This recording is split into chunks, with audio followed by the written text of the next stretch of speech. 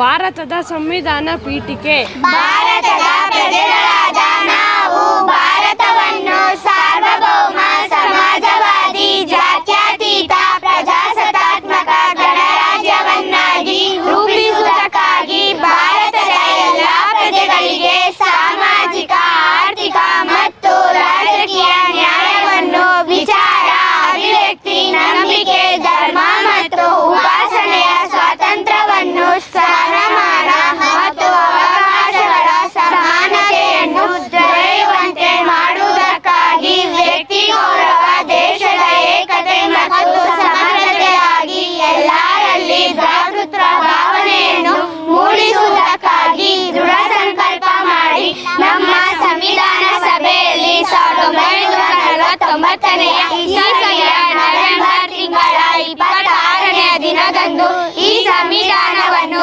ನಮಗೆ ನಾವೇ ಅರ್ಪಿಸಿಕೊಂಡು ಅಂಗೀಕರಿಸಿ ಶಾಸನವಾಗಿ ವಿಧಿಸಿಕೊಂಡಿದ್ದೇವೆ. ಜೈ ಹಿಂದ್.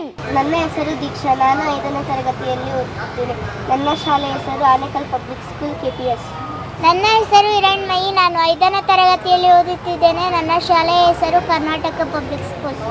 ನನ್ನ ಹೆಸರು ಹೇಮನ್ಯ. ನಾನು 5ನೇ ತರಗತಿಯಲ್ಲಿ ಓದುತ್ತಿದ್ದೇನೆ. ನನ್ನ ಶಾಲೆಯ ಹೆಸರು ಸರ್ಕಾರಿ ಹಿರಿಯ ಪ್ರಾಥಮಿಕ ಪಾಠಶಾಲೆ ಹಳೆಯ ಆನೇಕಲ್. ನನ್ನ ಹೆಸರು ಅಕ್ಷಿತಾ. ನಾನು 5ನೇ ತರಗತಿಯಲ್ಲಿ ಓದುತ್ತಿದ್ದೇನೆ. ನನ್ನ ಶಾಲೆಯ ಹೆಸರು DK ಬಾಗಿಲು. ನನ್ನ ಹೆಸರು ಚಿತ್ರ. ನಾನು 5ನೇ ತರಗತಿಯಲ್ಲಿ ಓದುತ್ತಿದ್ದೇನೆ. ನಮ್ಮ ಶಾಲೆಯ ಹೆಸರು PMC ಸರ್ಕಾರಿ ಹಿರಿಯ ಪ್ರಾಥಮಿಕ ಪಾಠಶಾಲೆ ಹಳೆಯ ಆನೇಕಲ್. ನನ್ನ ಹೆಸರು ನೂರ್ ಫಾತಿಮಾ. 6ನೇ ತರಗತಿಯಲ್ಲಿ ಓದುತ್ತಿದ್ದೇನೆ. ನಮ್ಮ ಶಾಲೆ ಹೆಸರು GHPS DK ಬಾಗಿಲು. ನನ್ನ ಹೆಸರು ರಶ್ಮಿತಾ. ನಾನು 6ನೇ ತರಗತಿಯಲ್ಲಿ ಓದುತ್ತಿದ್ದೇನೆ. ನನ್ನ ಶಾಲೆಯ ಹೆಸರು ಸರ್ಕಾರಿ ಹಿರಿಯ ಪ್ರಾಥಮಿಕ ಶಾಲೆ ದೇವಂಗಪೇಟೆ ಆನೇಕಲ್ ಟೌನ್. ನನ್ನ ಹೆಸರು ಚಿಂತನ. ನಾನು 6ನೇ ತರಗತಿಯಲ್ಲಿ ಓದುತ್ತಿದ್ದೇನೆ. ನನ್ನ ಶಾಲೆಯ ಹೆಸರು GHPS ದೇವಂಗಪೇಟೆ ಆನೇಕಲ್ ಟೌನ್. ನನ್ನ ಹೆಸರು ಜಯಂತ್. ನಾನು 7ನೇ ತರಗತಿಯಲ್ಲಿ ಓದುತ್ತಿದ್ದೇನೆ. ನನ್ನ ಶಾಲೆ ಹೆಸರು GMPGS ಆನೇಕಲ್. ನನ್ನ ಹೆಸರು ಶ್ವೇತಾ. ನಾನು 8ನೇ ತರಗತಿಯಲ್ಲಿ ಓದುತ್ತಿದ್ದೇನೆ. ನನ್ನ ಶಾಲೆಯ ಹೆಸರು GMPGS ಆನೇಕಲ್ ಟೌನ್.